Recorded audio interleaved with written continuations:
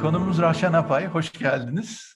Hoş İyi ki bulduk. geldin Rahşan. İsimle hitap etmemde mahsur yoktur diye ümit Çok ediyorum. sevinirim. Meslektaşız. Çok sevinirim. Evet, evet. Sonuçta meslektaşız. Bugün harika bir gün yine bizim için. Her hafta farklı bir hazineyi ortaya çıkartıyoruz. Hem bilgi olarak hem insan olarak. O açıdan ben kendi adıma çok şanslı olduğumuzu düşünüyorum. Proje çok o anlamda güzel gidiyor. Bugün Rahşan Hanım'dan kendisi benim gözümde herhalde en çok Türk eseri seslendiren 2-3 kişiden biri Türkiye'de. O açıdan bizim için bir gurur kaynağı olan bir insan. Bu kolay bir yol değil. Hele bu kadar bilinmezliklerin ortasında bir e, durumda hiç kolay değil. Bilinmezlikten kastım da Türkiye'de işte Türk violonsel eserlerini yeterince tanımaması. Hatta hiçbir çalgıda tanımaması. Biz o anlamda bugün bizim birçok şeyler öğreneceğimiz bir günün içindeyiz diye ümit ediyorum. Evet, konsept gereği önce kendisinden kısaca deyip aslında istediği kadar kendisini tanıtmasını isteyeceğiz. Lütfen söz sende. Çok teşekkür ederim. Öncelikle hepinize ve herkese merhaba diyorum. Tayfun Bey, Aslı Hanım, İzzet, sevgili İzzet. Davetiniz için de çok teşekkür ederim. Bu proje için birkaç küçük şey söylemek istiyorum. Bütün meslektaşlarım ve besteciler hepimiz aynı duygular içindeyiz. Öyle sanıyorum. Siz bizi buluşturan bir köprü oldunuz aslında. Hepimizin birbirimizden haberimizin olmasını sağladınız ve sağlıyorsunuz.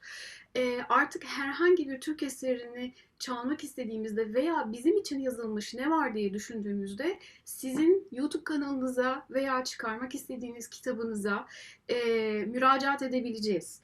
Ve çok başka güzel bir şey daha var. O da şu: bestecilerin eserlerini kanlı canlı bu ekrandan bizlerle paylaşmaları, anlamlarını paylaşmaları.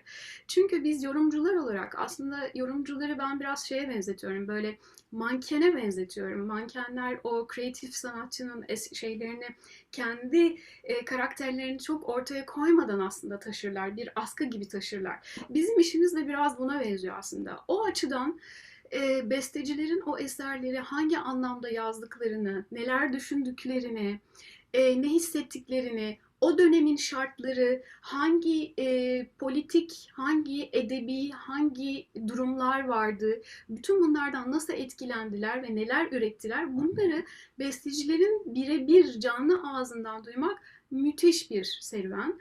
Ben kendi adıma sizin bu programlarınızdan çok faydalandım. Aşağı yukarı yani bir iki tane hariç hepsini izledim. Çok feyiz aldım ve bilmediğim birçok şey öğrendim.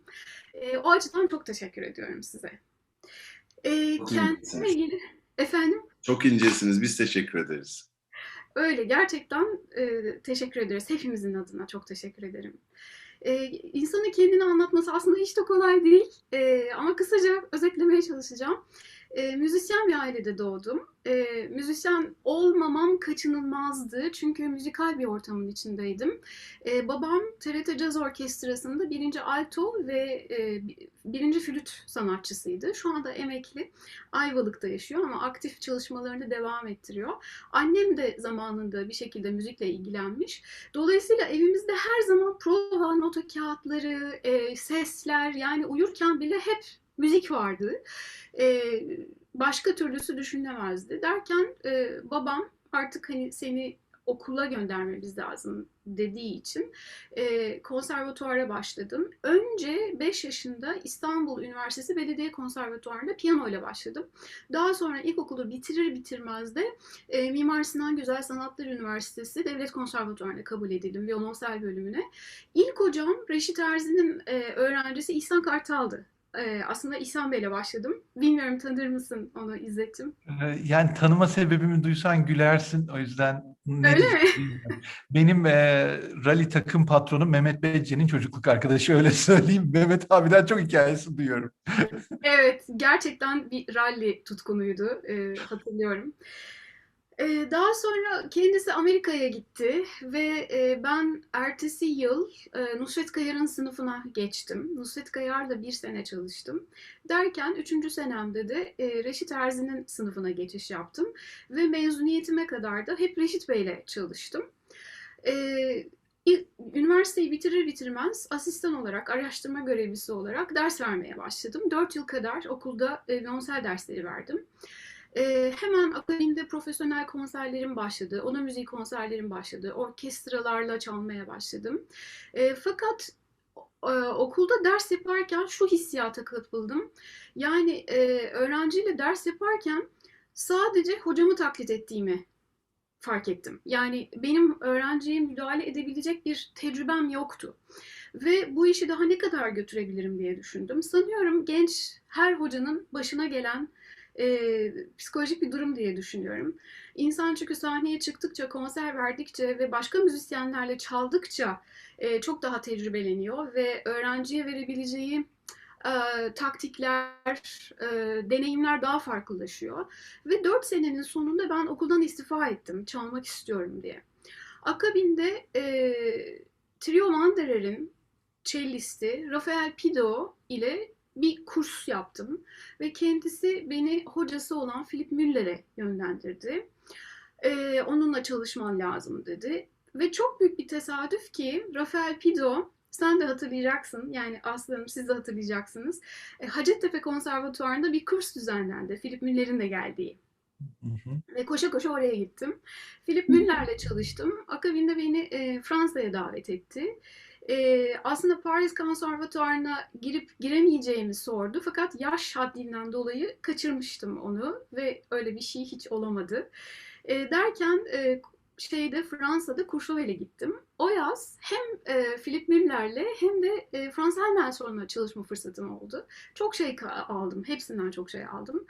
Daha öncesinde de Alexander Rudin'le çalışmalar yaptım. Onun yaz kurslarına galiba hepimiz, bütün Türk cellistleri olarak katıldık onun kursuna. Annem biliyorsun o kursları düzenleyen kişi. Bilmiyordum, duydum ve Evet, çok çok evet. memnun oldum. Evet, Yani bu yani kadar 2 hayırlı yıl bir Ayvalık, 2 yıl İstanbul. Toplam 4 yıl. Tamamen amatörce bir faaliyet. Ya ve hepimize Ayvalık'taki ne ilk kadar, derneği kuran da kurucu başkan annemdir. hepimize ne kadar çok katkısı olmuş. Yani var olsun, hakikaten öyle. Derken o sırada da işte orkestra sürecim başladı. İki yıl kadar Enka Sinfoni Orkestrası'nın baş violonselcisi oldum. Aşkın Ensemble'ın bahçelistliğini yürüttüm. 98'den beri Cemal Reşit Senfoni Orkestrası'nın bahçelistiyim. E, Ankara'da bir yarışma düzenlenmişti. Sizler bilirsiniz, Anaçev'in düzenlendiği. O yarışmaya katıldım, ikinci oldum. Derken eşimle birlikte, eşim Armağan Durda, yakından tanıyorsunuz. Onunla birlikte Amerika'ya gittik. 3 sene kadar Amerika'da kaldık. Orada da çok aktif konserler oldu. 2 orkestranın yine bahçelistliğini yürüttüm. Ve tekrar döndük. Döndüğüm gibi işte Cemal Reşit Rey Senfoni Orkestrası'ndaki görevime geri döndüm. Ve de çok yeni olarak 2020 senesinde İstanbul Devlet Senfoni Orkestrası'nın bünyesine katıldım. Resmi olarak değil, gayri resmi olarak grup şefliğini ve grup şef yardımcılığını yürütüyorum konserlerde.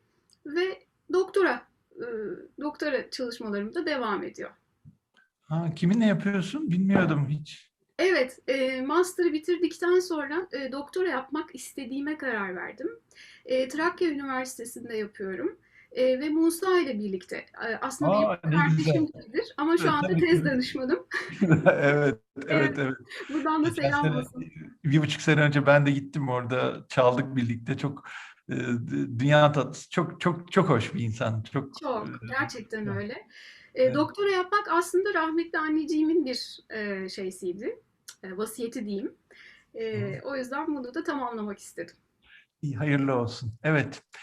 Şimdi konumuz ve konseptimiz gereği olarak senin bu kadar yoğun solistik yaptığın bir sürü bir şeyin yanında Türk violonsel eserleri özelinde gitmemiz gerekiyor. Her Türk Tabii. çelistle diğer yaptıkları değil, tamamen Türk violonsel eserlerini konuşuyoruz. Bugün de yine öyle bir e, gün geldi. Hangi eserle, hangi seslendirmeyle başlayalım? Ne dersin?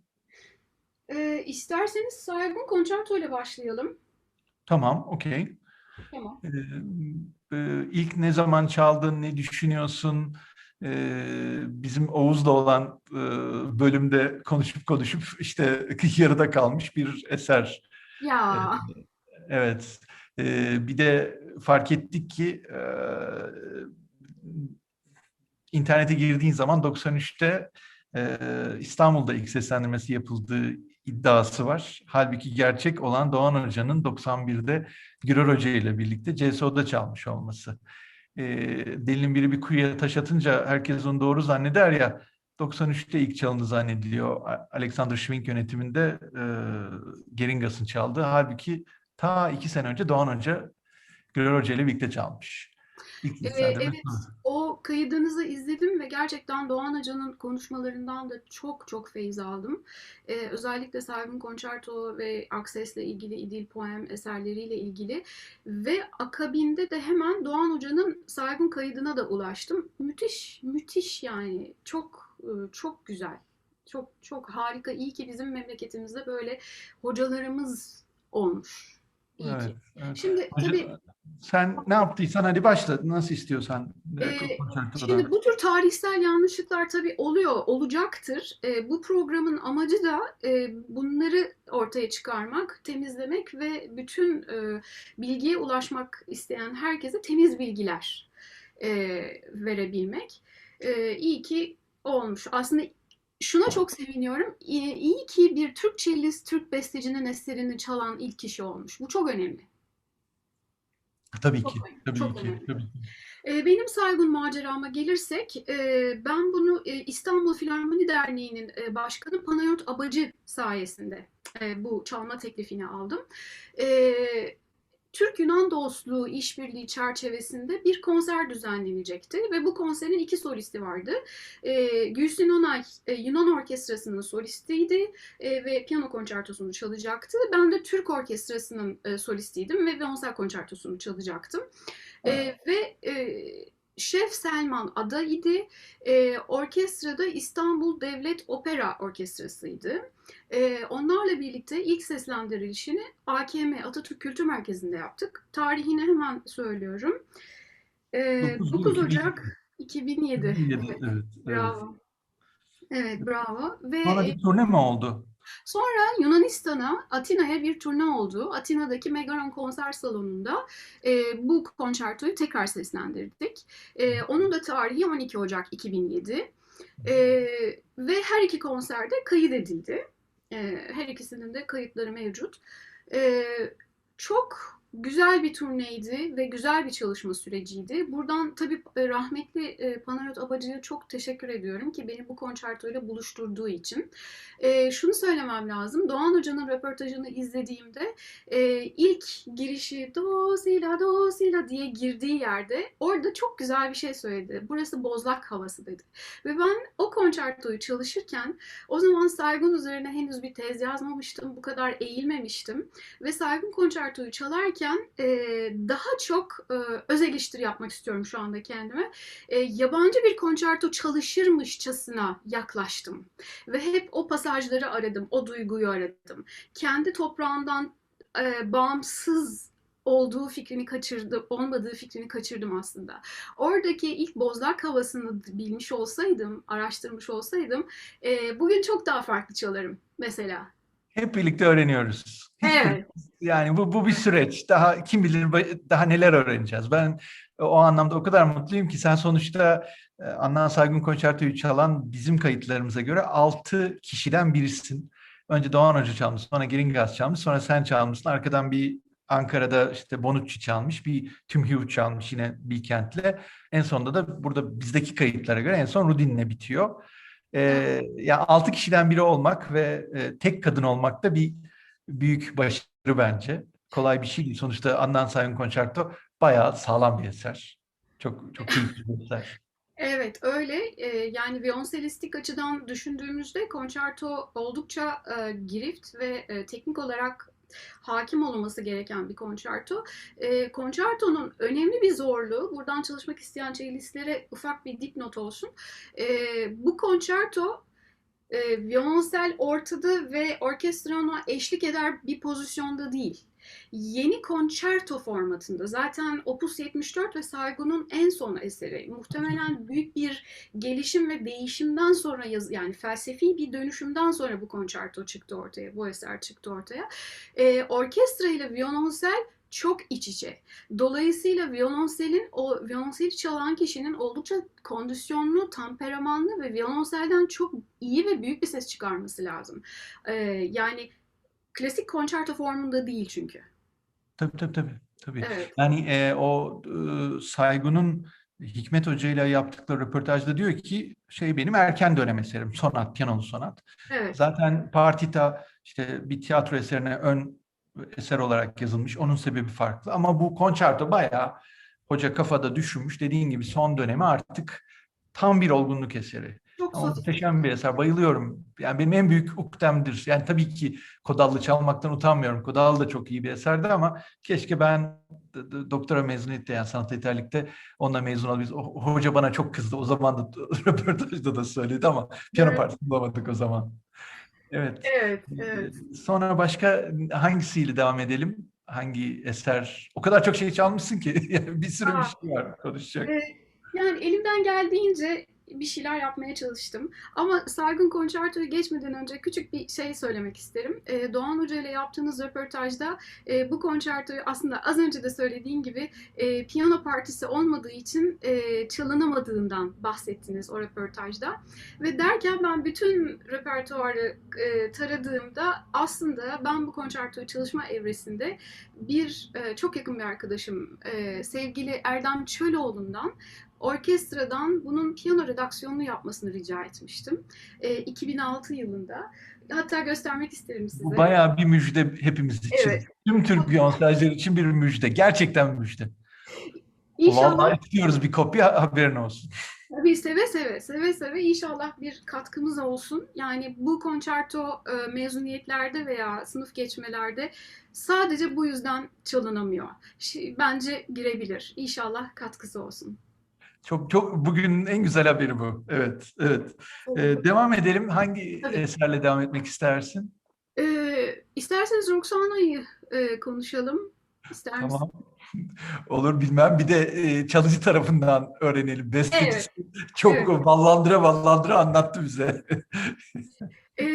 Tabii Roxana'yı ben sadece cellist ve teknik açıdan anlatmak gibi anlatmalıyım diye hissediyorum. Çünkü eserin bestecisi zaten konçertoyu bence olabileceği şekliyle anlattı ve bundan sonra çalmak isteyen cellistler de o kaydı bulup dinleyebilirler. Cellist olarak şunu söyleyebilirim. Çok temperamanlı bir konçerto. Armağan'ın ses dünyası ve orkestral dünyası çok zengin. Ve orkestraya çok zengin, hacimli, çok boyutlu sesler yaratabiliyor. Müzik yaratabiliyor. Ve konçertonun en başından bitimine kadar bir cellist olarak hissettiğim şey şu. Bir film sahnesine giriyorsunuz ve en sonunda o film bitiyor ve perde kapanıyor. Bir film sahnesi gibi, bir film gibi konçerto. Yani böyle kılıç sahneleriyle başlayıp bir aşk hikayesini anlatıp en sonunda hiç olmayacak bir şekilde en sona kadansın konması, bir cello kadansının konması. Orada Roxana'nın sadece aşkını anlatması değil, bütün bu savaş sürecini, Büyük Alexander'ın bütün her yeri fethetmiş olan Alexander'ın yaşamış olduğu sürece kendi gözünden bir bakış ve o kadans aslında eserin bir özetidir. Çalışmak için şöyle söyleyeyim, oldukça zor pasajlar var. Armağan beşli aralıkları çok seviyor. Altılıları, oktavları, çift sesleri. Yani hatırlıyorum o pasajları çalışırken e, bayağı bir söylendi. Kibarca buradan söyleyebileceğim şekilde söyleyeyim. Söylendiğimi hatırlıyorum. Burası böyle yazılır mı? Nasıl böyle olur diye böyle nasıl yani hayal edebiliyorsun falan diye. Neyse sonra tabii çok yani çalışınca eser ortaya çıkıyor tabii. Ve de çaldığınız zaman orkestra arkanızda aynı Saygun Konçerto gibi aslında. Klasik bir violonsel partisi yüzük taşı gibi ortada parlamıyor. Orkestra ile birlikte hareket ediyor. Orkestra da solist aslında. Orkestra partisi de. Ve o yüzden orkestraya çok hakim olmanız lazım. Ve kendinizi arkanızda devamlı çok güvenli güçlü bir ordu var gibi hissetmeniz lazım. Ve de şunu söylemeliyim. Konçertonun ismi Roxana. Tabii bu bir kadın yani kadın ismi. Yarın öbür gün bu violonsel eserini bir erkek cellist çaldığında da yine de Roxana'nın o bakış açısından o içsel halinden faydalanarak, o hikayeden faydalanarak çalmalı. Çalsa ne güzel olur aslında. Daha dişi bir enerjide. Evet, yani biz tabii o gün besteciyle de konuşurken bir tek senin yorumladığını biliyoruz. Evet. İşte eseri bir duysak çok iyi olacak da. Olacak. Hepsi olacak. Armağan bahsetmiştir. Yani inşallah kısa bir zaman bilmiyorum şu anda aslında ama Saygın Concerto ve Roxana Concerto olarak bir CD projesi olsun istiyoruz. İkisi bir arada. Biri günümüz yaşayan bestecisi, biri bestecilerimizin ilk bestecilerimizden. Andel çıktı Allah'tan. Andel'i Evet, duyduk. Evet, diğerlerini de hevesle bekliyoruz. Çünkü yani inşallah. hakikaten Roxana'yı çok merak ediyorum. O katibin çeşitlemeleri o kadar güzel ki Armağan'ın yani mutlaka çok çok keyifli bir eserdir. Notaya bakmakla tam olmuyor bu iş. Olmuyor, evet. Evet, doğru. Yani bizim şu andaki genç nesil, yani genç nesil dediğim bu nesil müzisyenlerin çok önemli bir şansı var. Artık besteciler eserlerini Sibelius dediğimiz programla yazdıkları için hem el yazımından kurtulduk bizler, acaba bu sol diyez mi sol bekar mı şeyinden, çelişkisinden kurtulduk. Hem de bu eserleri yazarken Sibelius programında aynı zamanda MIDI'ye aktarabiliyorlar. Dolayısıyla müziği hemen elektronik de olsa anlayabiliyorsunuz. Bu büyük bir şans bizler için. Bakalım en kısa zamanda umarım duyarız. İnşallah. Evet, bu şeyi Roxana'yı konuştuktan sonra neyle devam edelim? O kadar çok bir sürü çaldığın şey var ki yani liste çok uzun. İsterseniz kısa kısa anlat, bilmiyorum yani hepsine kısa kısa Nasıl vakit. canın nasıl istiyorsa, nasıl istiyorsa keyfine bak. Armağan'ın, madem Armağan'ı konuştuk, Armağan Durda, o zaman Katibim çeşitlemelerini belki çok kısa Evet. anlatabilirim. O da yine aynı konçertoda olduğu gibi yine çift seslerin ağırlıkta olduğu ve atlamaların, görkemin, aynı zamanda da caz motiflerinin ama aynı zamanda Üsküdar'a giderken temasını verdiği bir eser. Çalarken çok keyif alıyorsunuz. Bazen kendimi böyle çölde giden bir devenin üstünde hissediyorum. Katibim çeşitlemelerini çalarken. Bazen bulutların üstünde hissediyorum. O hissiyat var çünkü. Bazen de yorgun ve çok şey yaşamış, artık hayatının son demlerinde olan biri gibi hissediyorum. Yani o eserde her şey var, hepsi var, hepsini vermiş. O açıdan çok çok çalması çok zevkli bir eser. Allah ben hani Armağan röportajında da söyledim. Esere bayıldım. Çok çok keyifli. E, Yani mutlaka hepimizin bir kere çalması gereken bir eser o katibim çeşitlemeleri. Çok yani güzel bir eser. Evet, evet, Güzel bir evet. eser. Bir sürü zaten onun YouTube'da var. Allah'tan hani onu duyabiliyoruz. O daha bizim açımızdan kolay erişimli bir eser. Onun dışında neyle devam edelim? Ee, Kamran İnce, The Crying Wall'la devam edebiliriz. Kamran Tamam. İnce'nin Tamam. konçertosu. 2015 senesinde The Crying Wall, aslında şöyle söyleyeyim, The Crying Wall ağlama duvarı. Bu Kudüs'teki ağlama duvarının önünde kadın bir cellistin ağlayışını ve haykırışını ifade eden bir eser. Oraya aslında hiçbir şey almıyorlar. Bütün malı mülkü bırakıp giriyorsun içeri. Ee, Öyle mi bilmiyordum? tabii. Yani o şeyin Kubbetül Sahra'nın hemen aşağısıdır orası. Evet. Jewish Quarter dedikleri yer. Bayağı böyle bir koruma alanı var. Çöp sokamıyorsun içeri. Yani Değil belki çöp, hello, hiç. bilmiyorum hani belki Yahudiysen sokarsın da hani çok çok çok ağır şu an güvenlik önlemleri vardı. Ben en son 2 sene önce gittim ve çok şey yani girişi kolay değil ama tabii teorik olarak o neden olmasın.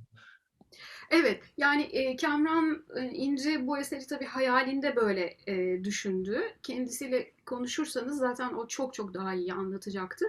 Ben yine performansçı gözünden anlatacağım. Ama yine de şunu söylemem lazım. 2015 senesiydi ve annemi çok yeni kaybetmiştim. Bir gün Beyoğlu'nda bir balıkçıda Armağan, Kamran ve ben üçümüz yemek yiyorduk. Ve çok ben dağılmış bir haldeydim tabii annemi kaybettiğim için. Masada birdenbire ağlamaya başladım. Yani durduramadım. Daha önce de parantez olsun, daha önce de Kamran Bey'in eserlerini birlikte kendisiyle çok seslendirdik. Bazı eserlerini başka enstrümana yazmış olduğu eserleri cello'ya adapte etti. Bazıları da orijinal piyano ve cello için olan eserler.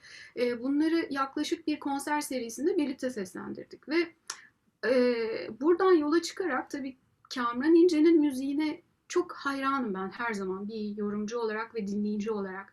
Beni çok büyüleyen bir besteci. O zıtlıkları, o derinlikli temaları. Ve hep istiyordum keşke cello'ya bir konçerto yazsa diye böyle. O gün o masada böyle ağlarken, konuşurken filan dedi ki ben bir konçerto yazacağım dedi.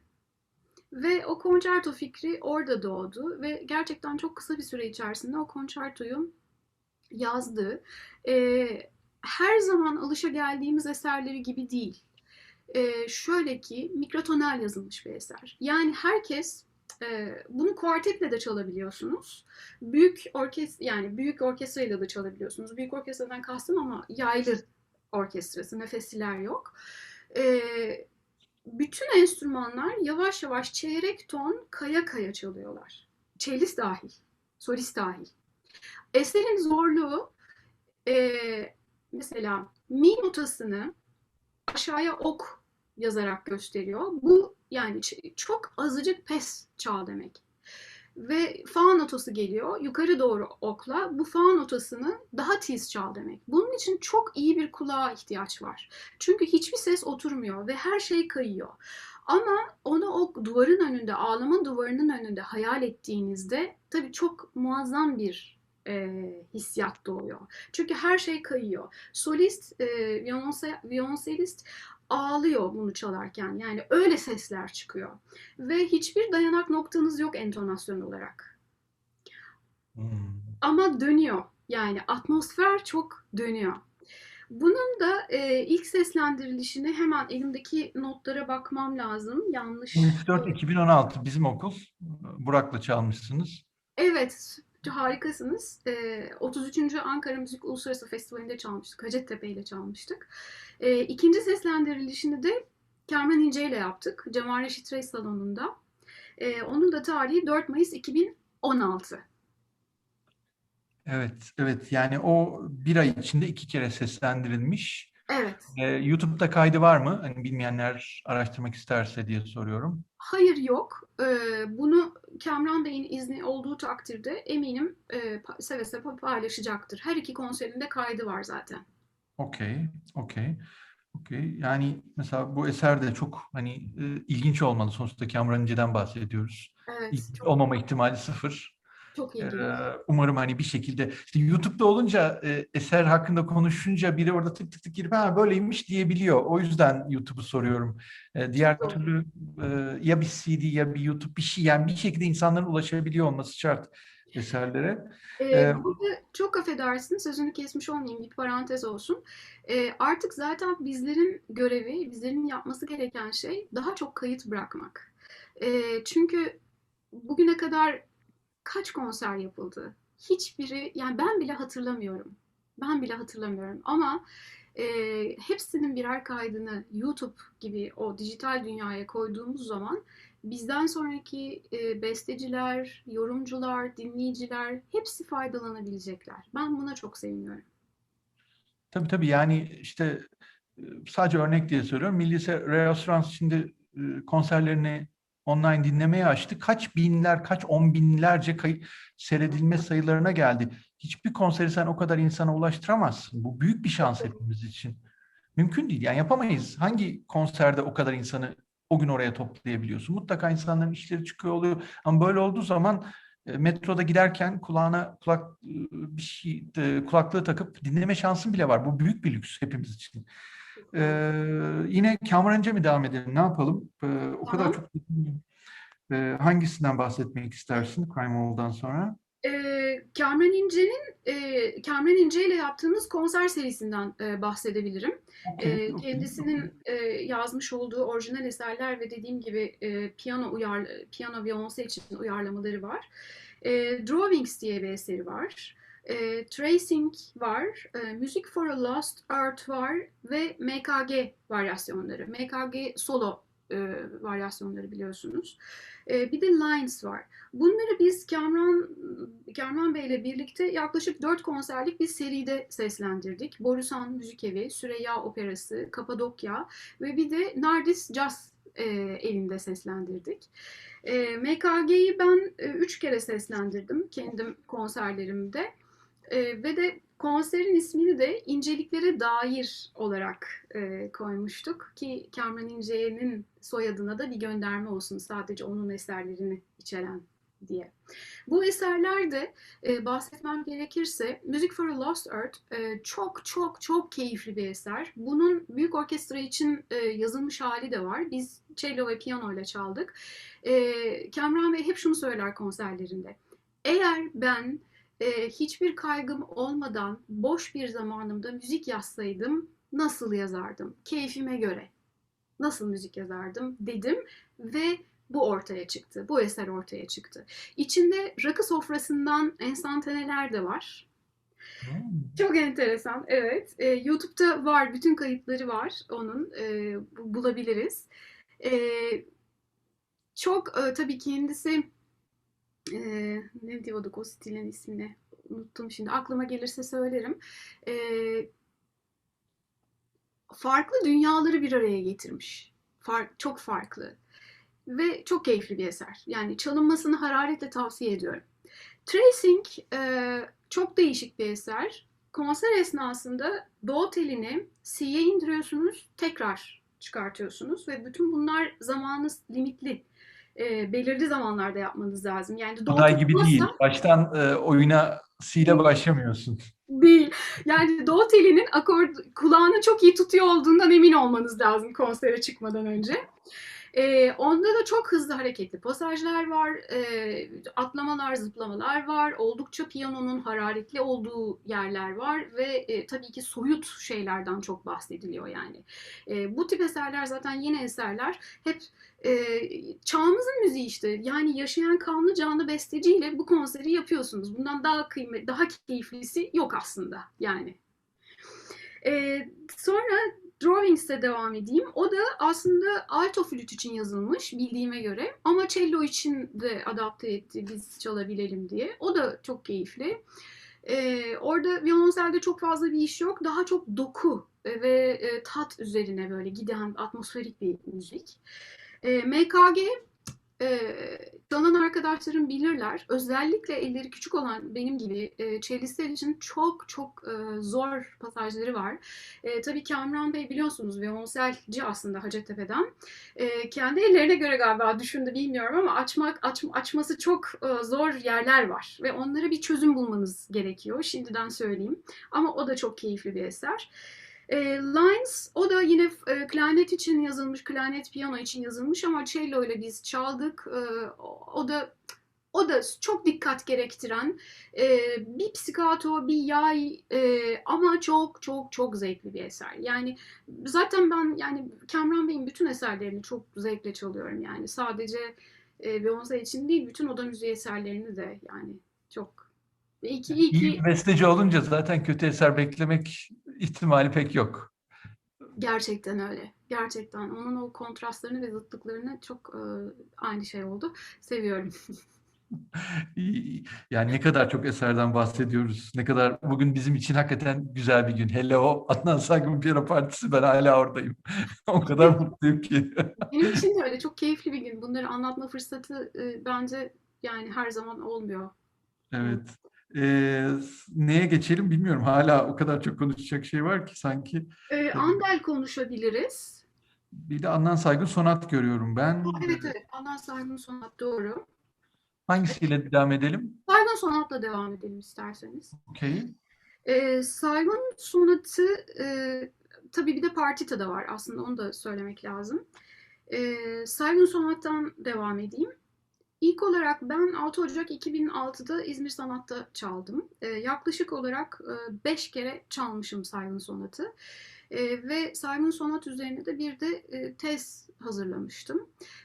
Tabii ki bu tezle birlikte ben Saygun'un düşünsel ve müzikal dilini anlama fırsatım oldu. Aslında eserlerindeki kromatizm, pentatonizm, makam müziği, modlar, nerelerde neyi nasıl kullanmış, bütün bunları anlama şansım oldu. Tabii konçertoyu çalmadan sonra gelişti bütün bunlar. Keşke konçertoyu da bu fikirler ışığında çalışabilmiş olsaydım. Ama bugün artık Saygun'un eserlerine yaklaştığımda e, bağ kurabiliyorum. Yani çok rahatlıkla bir kafamda bir şey oluşabiliyor. Saygun'un sonatı daha önce biliyorsunuz Reşit Erzin seslendirdi ve sonatla ilgili aslında bir şey söylemek istiyorum size. Bu benim hocamın Reşit Erzin'in orijinal notası. Şöyle bir şey hatırlıyorum. Bunu daha önce de bir radyo programında anlatmıştım aslında. Yorumcuyla bestecinin aslında neden birlikte yürümeleri gerektiğine çok iyi bir kanıt bu. Saygun'un ikinci bölümünde şurada hemen göstereceğim. Bakınız şöyle bir şey var. Bu Reşit Bey'in el yazısı. Normalde aslında ikinci bölüm bir oktav üstten başlıyor. Yani re telindeki mi, re, mi buradan başlıyor. Ama Reşit Bey'le konuşursanız kendisi en doğru bilgiyi verecektir. Ben hatırladığımı söylüyorum. O zaman öğrenciydim okulda ve Saygun'u tabii görüyorduk ama çok çocuktuk. Reşit Bey ile Ahmet Adnan Saygun'un bir konuşması. Reşit Bey Saygun'a dedi ki işte Adnan Bey ikinci bölümün en başı do telinden daha iyi tınlayacak dedi. Bunu böyle yapalım mı dediğini hatırlıyorum. Ve Saygun'un da buna itiraz etmediğini biliyorum. Reşit Bey kendi televizyon kaydında orijinal şekliyle çaldı ama bana verdiği notada değiştirilmiş hali var. Bunu da kayıtlara geçmesi açısından söylüyorum. Bunun en doğrusunu Reşit Bey bize anlatacaktır. Ve Saygun'un müziğine tabii ki bütün bu modlar, makam müziği, pentatonizm çerçevesinden bakınca her şey çok daha anlam kazanıyor. Aslında bütün bestecilere yaşadıkları dönem, kendi yaşları, kendi sosyal hayatları, neler okuduğu, düşün dünyası, bütün bu açılardan yaklaşınca eseri anlama şansınız daha fazla. Sadece bir eseri alıp kağıtta ne yazdığına odaklanmaktansa o besteciyle eğer sorabiliyorsanız birebir nerede neler düşündüğünü öğrenebilmek eserin yorumu açısından çok kalıcı sonuçlar yaratıyor. Yani tabii Saygun Sonat, Adnan Hoca'nın, Ahmet Adnan Saygun'un Ankara döneminde yazdığı bir eser. Ama mutlaka Reşit Bey ile bir diyaloglar olmuştur. Reşit Bey sonuçta çok önemli bir karakter Türk Viyonsel tarihinde. Evet. Hani fikrini söylemekten çekinmeyen, savunan, hani çok karizmatik bir yapısı var. Bakalım Reşit Hoca ne diyecek? Şu Evet. pandemi biraz hafiflese onunla bir yüz yüze konuşacağız. Öyle ümit ediyorum. 2-3 kere konuştuk. Havalar bir toparlasın. Ben bir İstanbul'a geleceğim. Ya Aslı ile geleceğiz ya tek geleceğim bilmiyorum. Bakalım bir Ne şu güzel. pandemi bir hafiflesin de kim bilir neler çıkacak ondan da. Müthiş. Şeyi konuşmadık gibi hissediyorum. Hemen bir şey aklıma takıldı. O Saygun Sonat'ın partisinin alt register'dan yazılmış olanının da notası ayrıyeten basılı mı yoksa hoca kendisi için mi yapmış onu? Hayır, basılı değil. Benim burada gördüğüm Reşit Bey'in kendisi çalışabilmesi için böyle bir not aldığı. Gördüğünüz gibi daha açık renk Anladım, zaten. Böyle anladım, yapınca anladım, basılı değil. anladım, anladım, anladım. En Bazen en biz Reşit Bey Sinan'da sevecek. hatırlıyorum bir yeri Sinan'da Aslı kimdi? Birisi işte bildiği gibi çaldı ama notaya geçirmedi diye birisiyle bir şey konuştuk. E, Böyle bazen hani Hatırlayamıyorum hocam. besteci sonra onu bir yerde hatırlarsak not alalım. Hani tamam sen bildiğin gibi çal ama ben notayı değiştirmeyeceğim diyen de olabiliyor. Ya da Yalçın Tura. Atentron. Münif'le olan şeyde galiba söyleşinizdeydi sanırım. Olabilir, Bir de olabilir. Bujor konçerto. Ha, Flajöle tamam, çaldım ama bunları şeye geçirmedim demişti. Bir de şimdi onu hatırladım, Evet, evet. doğru. tamam. Sinan o Aha, zaman. Sinan Doğru. o zaman. evet. Tamam, doğru, Sinan'ı hatırlıyorum. Yani böyle artık 10 küsur söyleşi olunca Evet. bazen bir şeyler atlamaya başladım. Doğru. Ama en azından hani bestecinin ne yaptığını da 3 aşağı 5 yukarı anlamaya başlıyoruz. Tamam, bunu o zaman Reşit Bey'e soracağız. Partide konuşmadık gibi hissediyorum. Sen partide Evet, çalıyorsun. Bir partiteyi konuşup en son Ander'le bitirelim. tabii ki. Partitayı ben sanıyorum yani 20'li yaşlarımın başından beri çalıyorum. Ve hatta TRT için 2007'de bunun bir kaydını yaptım. Ama henüz herhangi bir mecrada yayınlanmadı. Bütün bölümleri yaptım. Partita yani o zaten şunu görüyorsunuz mesela partitanın en başındaki başlangıçla konçertonun sonuna doğru bir yer çok benzeşiyor mesela. Hepsi bir yani bütün her şey birbirini doğuruyor. Her şey zincirleme birbirine ekli vaziyette. Partitanın melodik yapısı, zenginliği açısından violonselin bütün olanaklarını göstermenize alan açan bir eser. Çok zengin. Zaten Yoyama tarafından ağır bölümü oldukça popüler oldu. Bugüne kadar partitayı ben sanıyorum 8 kere seslendirdim ve bütün orkestralı konserlerimin sonunda da hep partitadan bir bölüm çaldım. Böyle. Evet, o zaman Ander'le bitirelim, Ander macerasıyla. Tabii. Ander bizim CD'den dolayı duyabildiğimiz şanslı eserlerden biri. Ne anlatırsın Ander'le ilgili? Andel'in önce çıkışına bir bahsetmek isterim. Sevgili Cihat Aşkın ve Nisan Özdoğan Aşkın eşi, çok sevgili eşi. Bu konçertoyu buldular. Daha doğrusu onlara ulaştırıldı. Keman konçertosu, violonsel konçertosu ve bir gün Cihat beni telefonla aradı. Böyle böyle bir konçerto var. Birlikte yapar mıyız? Yapalım mı? Tabii ki dedim. Seve seve. Hemen başladık. Bu konuda Cihat'la Nisan'ın emekleri hiç unutulmaz. Çok büyük çaba gösterdiler. Violonsel konçertosunun orkestra için aranjmanını Tolga Zafer Özdemir yaptı. Bu konçertonun kayıtlara geçsin diye söylüyorum. Hem orkestra partisyonu var Tolga Zafer Özdemir yaptığı için hem de Andel tarafından yazılmış orijinal piyano partisyonu var. Aslında Tolga piyano partisyonundan yaptı orkestra aranjmanını. Solistik olarak bildiğimiz klasik konçerto formatında yani şöyle dinleyenler hemen anımsayacaklardır. Aslında çok makamlarla dolu bir konçerto. Makamların yani tabii ben makam eğitimi almadığım için çözemiyorum ama arkadaşlarımdan çok yardım aldım. Burada hangi makam var, nasıl çalmalıyım, hangi sesi tiz, hangi sesi pes basmalıyım diye. Ve Cumhuriyet tarihinin ilk violonsel konçertolarından bir tanesi. Bu önemli bir şey aslında. Ve bu konçerto yüzük taşı gibi violonseli ön plana aldıkları, violonsel partisinin çok önde olduğu, çok güzel kadansların olduğu ve alttaki orkestranın da violonsele çok destekleyici bir atmosfer hazırladığını söyleyebilirim. 3 bölüm. E, Çok zor bir konçerto değil. Yani şöyle söyleyebilirim. Yani violonseli yüksek bir öğrencisi çok rahatlıkla çalabilir bu konçertoyu. Ben orada bir küçük dipnot koyayım. İlk konçerto benim bildiğim kadarıyla Hasan Ferit Ağanlar 43'te yazılmış. 42 sonu 43'te ilk seslendirme. Cihat'la konuştuğum kadarıyla bu da 50-51 diyor ya da 49. Yani aralarında birkaç yıl var. Ve Alnar da makamsal yazmış. Andel de bildiğim kadarıyla daha böyle farklı bir tür müziği de becerebildiği için çok değişik bir besteci sonuçta. Nisan'ın dayısı diye biliyorum. Evet, çok yakın. Evet, aile bağları var.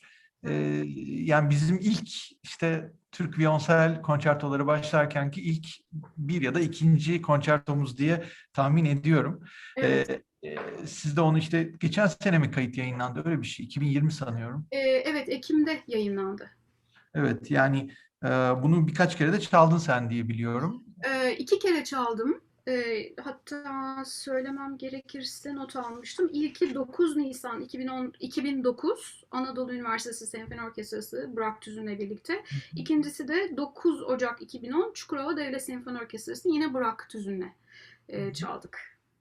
Evet, Burak'la da işin orkestrasyon tarafını herhalde bir gün yakalarsam onu bir konuşuruz diye tahmin ediyorum. Burak'ın da Çok sağ güzel olur. olsun bu Türk viyolonsel eserlerine çok katkısı var. Yeni daha zaten Burak bir 15-20 gün önce, bir ay önce Besom'dan bir ödül aldı böyle seslendirmelerle ilgili diye. Öyle mi? Ne Evet, kadar evet, evet, mütevazi bir evet, insan. evet, evet, evet, evet, evet. Hatta böyle bahçede bir yerde vermişler ödülü. Çok hoş bir fotoğraf. Erol Hoca vermiş, Erol Erdinç vermiş ödülü. Ve tabii Tolga Andel Konçerto demişken Tolga Zafer Özdemir bu konçertonun orkestrasyonunu yaptı. Tolga aynı zamanda violonsel ve piyano için de eser besteledi. Bu eseri ben Erivan'a gittiğimde seslendirmiştim. Eserin ismi As If Confronting Her Own Death. Kendi ölümüyle yüzleşircesine. Çok güzel bir eser. 16 Haziran 2007'de seslendirdim. Senfonik şiir gibi bir şey mi, piyanolu mu, nedir eserin şeyi? Kısa bir eser. Yaklaşık 4-5 dakika sürüyor. Çok dramatik, melankolik bir eser. Çok hoş bir Yani eser. piyano eşlikli mi, Evet. orkestralı mı? Piyano eşlikli. Piyano Piyano eşlikli. eşlikli. Piyano eşlikli. Süper. Ve bir de Arda Agosya'nın kendisi şu anda Hollanda'da yaşıyor. Hem kontrbas sanatçısı hem de besteci aslında. Onun da Ağıt diye bir eseri var. Yine Ermenistan'da o konserin konsepti gereğince Arda'nın eserini de seslendirmiştim. O da yaklaşık 3-4 dakikalık bir eser. O da mı piyano eşlikli? O da piyanolu. Evet. Okey, okey, okey. Tamam, güzel. Ali Darmar tabii bizim çok kıymetli piyanistimiz ve piyano hocamız. Aynı zamanda da besteci kendisi. Yıllar önce Ayla Erduran'ın çalmış olduğu bir kaydı buldum. Eserin ismi Sessizliğin İçinden Ali Darmar'ın bestelediği. Sanıyorum Ayşegül Sarıca'yla çalıyorlardı, yanlış olmasın. Ve esere aşık oldum. O kadar güzel bir eserdi ki tabii Ayla Erduran'ın çalışını gözünüzün önüne getirdiğinizde muazzam bir eser. Ve hemen Ali Bey ile irtibata geçip bu eseri violonselle çalabilir miyim diye sordum. Tabii dedi ve hemen çalışmaya başladım. Yaklaşık bu eser de 4-5 dakika, belki 5-6 da sürüyor olabilir. Piyanoyla çalınıyor, piyano eşlikli bir eser. İlk çalınışını 9 Mart 2011'de Caddebostan Kültür Merkezi'nde yaptım. Çok hararetle tavsiye ederim cellist arkadaşlarıma. Bu üçünün de biraz önce bahsettiğimiz üç eserin de herhangi bir yerde YouTube'da kaydı var mı? Aylardır çalışı olabilir. Olmalı diye düşünüyorum. Ama diğer iki eserin yok. Ama bende kayıtları var. Onları ulaştırabilirim. Okey, Ya da tamam. ya da YouTube'a koyabiliriz. Tamam, yani harika olur. Hele yani YouTube'a koyabilirsek, çünkü işte konuşacağız. Biri diyecek ki, atıyorum Portekiz'de ya da Brezilya'da ya da ne bileyim Güney Kore'de Aynen. eser ne diye bakmak isteyecek. YouTube'a girecek, bir şey yok. Anında ilgisi kopacak. Sadece Portekiz'deki yurt dışındaki dostlar için değil, bizim kendi kültürümüzde aslında bu eserler küçüklükten itibaren çalınmaya başlarsa kendi kültürümüze olan yabancılığımızı atacağız aslında. Bu eserler çok teknik zorlukları olan eserler değil.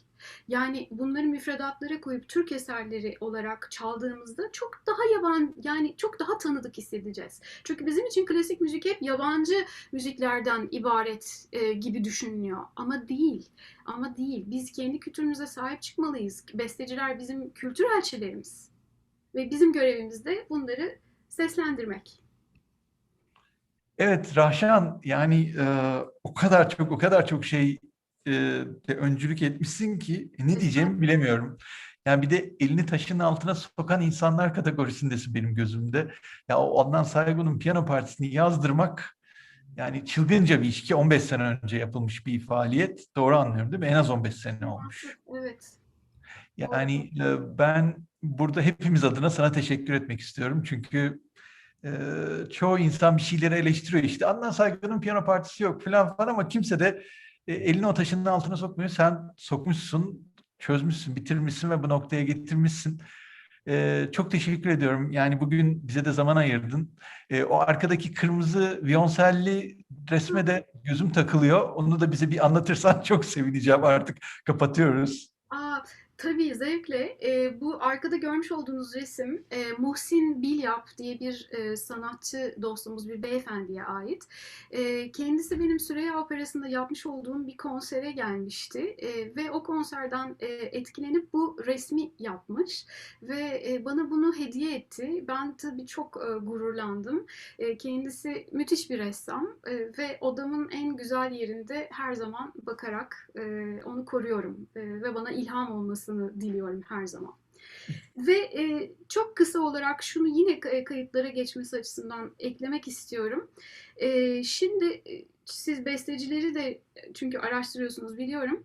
En son Babür Tongur hocamızın bir viyonsel konçertosu var. Şimdi onu çalışıyorum ve kendisiyle de bir röportaj yapmak isterseniz diye buradan eklemek isterim. Tabii ki, tabii ki, tabii ki, tabii ki. Bilmediğinizi düşünüyorum çünkü katkısı olması açısından eklemek istedim. Perihan Önder Ridder, kendisi Almanya'da yaşıyor. Onun bir cello Güzel sonatı abi. var. Bensin. Evet. Koray Sazlı'nın cello için yazmış olduğu bir solo suite var. Mehmet Nemutlu'nun Nalbandım diye Ege türküsü cello piyano, aslında klarnet piyano ama cello piyano içinde çalınıyor. Hasan abinin, Hasan Uçarsu'nun bahsetmiş olduğu Elif Dedim ve Bedenimin önüne ve arkasına yazdığı eser var. Şimdi onu çalışıyorum.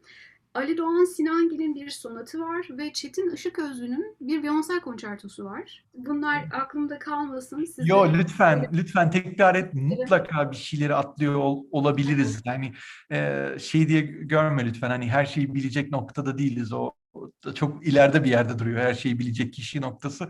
Daha oraya çok yolumuz var. Ben çok teşekkür ederim tekrar. Ben çok teşekkür ederim. Sizlerle konuşmak çok keyifliydi. İnşallah sürçülisan etmedik. Yok yani bugün çok şey öğrendik. Bir kere Saygın Concerto'nun piyano parçası çıktı. Ben tekrar oraya döneceğim çünkü benim çok içimde ukde kalmış bir şeydir. İsteyen bütün violonselci dostlarıma ulaştırabilirim ihtiyacı olan herkese. Tamam, Rahşan Apa'ya nasıl ulaşacak onlar? Cep telefonu olan mutlaka bir sürü insan var ama yurt dışından isteyecek olan olacaktır. %100 eminim. O yüzden soruyorum bunu. Evet tabii. Instagram'dan Rahşan Apay diye bulabilirler. Facebook'ta yine var ve www.rahşanapay.com adresinden de herhangi bir şekilde e-mail attıklarında bana o e-mailler zaten hemen düşüyor. Hemen yardımcı olmaya çalışırım. Okey. Bu önemli bir bilgiydi. Çok teşekkür ediyorum. Bugünlük burada bitiriyoruz. Bu nefis bir görüşme oldu. Ben böyle bir heyecanlandım. Çok teşekkürler. Kapatıyoruz. Böyle. Çok teşekkürler. Evet, akşamlar. Çok teşekkürler Tayfun Bey, Aslı Hanım, İzzet. Size teşekkür ederim. Hoşçakalın. Sağ olun. Hoşçakalın.